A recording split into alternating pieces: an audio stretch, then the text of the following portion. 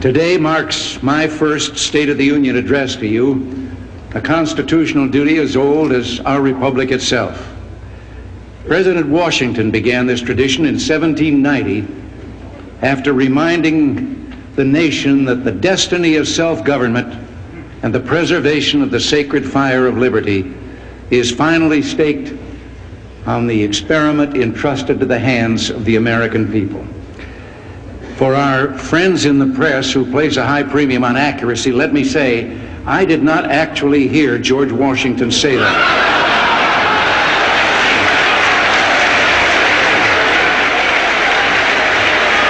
I will not make age an issue of this campaign. I am not going to exploit, for political purposes, my opponent's youth and inexperience.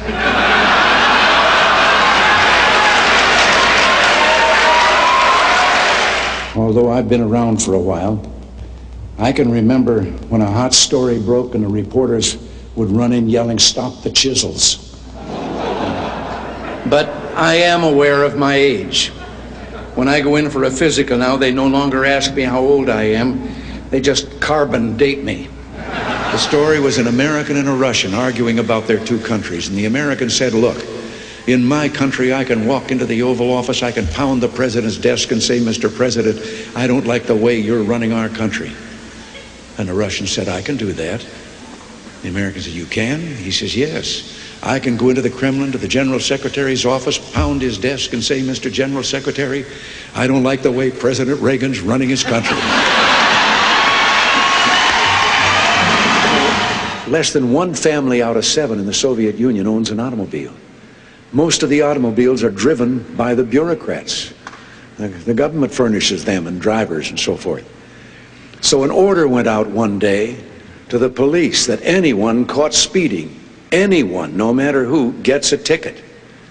Well, Gorbachev came out of his country home, his dacha. He was late getting to the Kremlin. There was his limousine and driver waiting. He told the driver to get in the back seat, he'd drive, and down the road he went. They passed 2 motorcycle cops. One took out after him. And pretty soon he's back with his buddy. And his buddy says, "Well, did you give him a ticket?" And he said, "No." Well, he said, "Why not?" Oh, he said, "Too important." Well, he said, "We're told to give anybody a ticket, no matter who it is." Oh, he said, no, this one was too, I could. Well, he said, "Who was it?" He said, "I couldn't recognize him. But his driver was Gorbachev." About 3 dogs, an American dog and a Polish dog and a Russian dog. They were all having a visit, and the American dog was telling them about how things were in this country. He said, "You know, you bark and you bark long enough, and then somebody comes along and gives you some meat." And the Polish dog said, "What's meat?" The Russian dog says, "What's bark?" This one has to do with the fact that in the Soviet Union, if you want to buy an automobile, there is a 10-year wait. And you go through quite a process when you're ready to buy, and then you put up the money in advance. So there was a young fellow there that had finally made it, and he was going through all the bureaus and agencies that he had to go through and signing all the papers, and finally got to that last agency where they put the stamp on it. And the man then that had made the final stamp of the paper, taking the money, said, "All right, come back in 10 years and get delivery of your car." And he said, "Morning or afternoon?" And the fella said, "Well, 10 years from now, what difference does it make?" He said, "The plumber's coming in the morning." But I remember the story of a fellow who was running for office as a Republican, and he was in a rural area and it wasn't known to be Republican, and he stopped by a farm to do some campaigning. And when the farmer heard he was a Republican, his jaw dropped, and he said, "Wait right here till I go get Ma. She's never seen a Republican before." So he got her, and the candidate looked around for a podium from which to give his speech, and the only thing he could find was a pile of that stuff that Bess Truman took 35 years trying to get Harry to call fertilizer. So he got up on the mound, and when they came back, he gave his speech. And at the end of it, the farmer said, "That's the first time I ever heard a Republican speech." And the candidate said, "That's the first time I've ever given a Republican speech from a Democratic platform."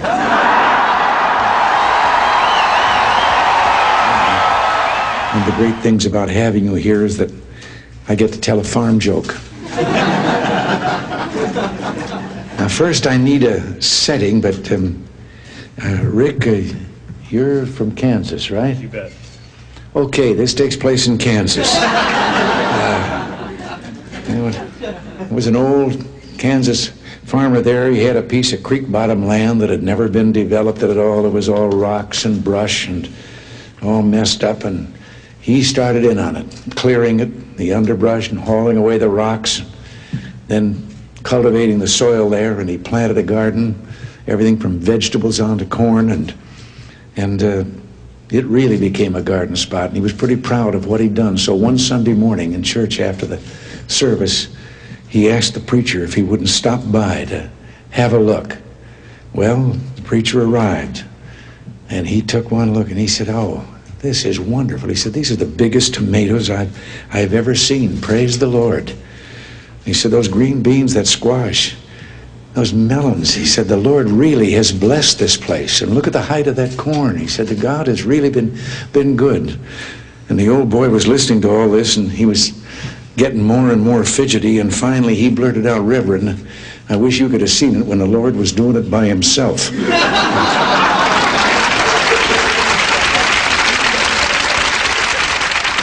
He was on the stand, and a lawyer said to him, "While you were lying there at the scene of the accident, didn't someone come up to you and ask you how you were feeling, and didn't you answer that you never felt better in your life?"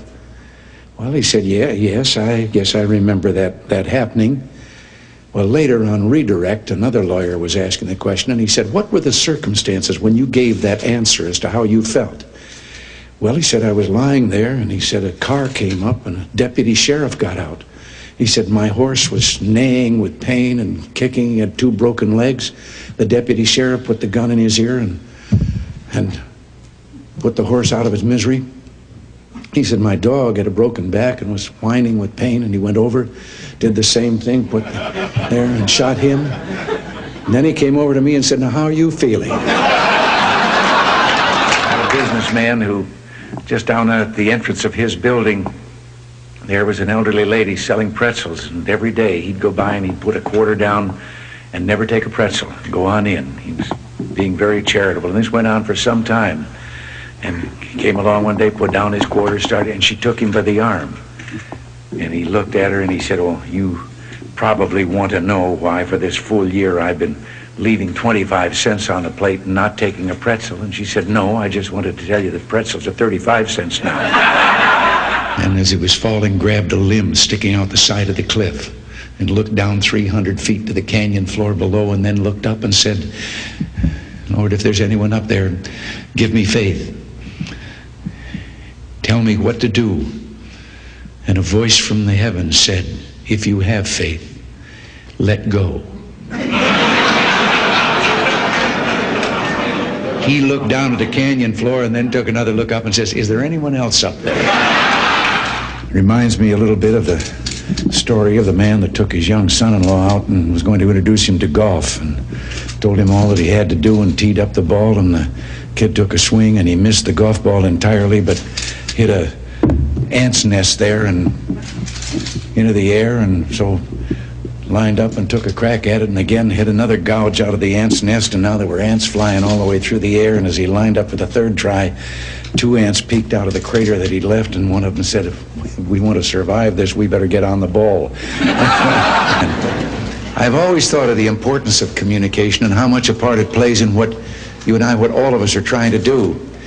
And one day, a former place kicker with the Los Angeles Rams, who later became a sports announcer, Danny Villanueva, told me about communications. He said he'd been having dinner over at the home of a young ball player with the Dodgers.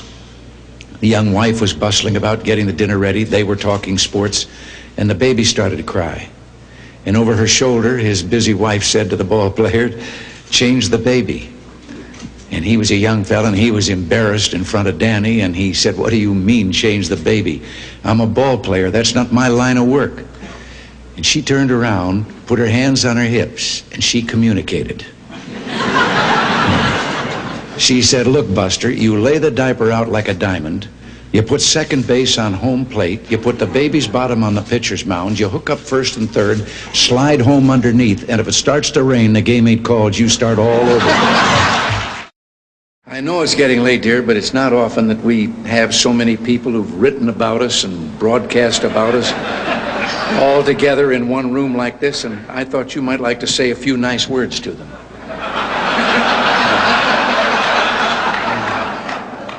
They're all from the press and radio and television. Maybe just a friendly little greeting would do.